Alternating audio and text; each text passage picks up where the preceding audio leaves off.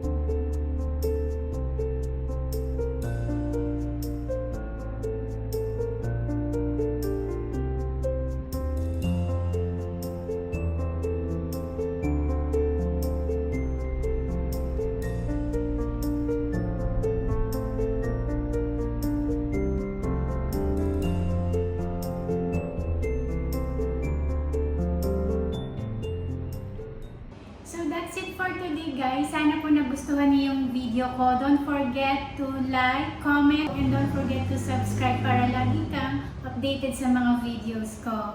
Salamat po! Bye!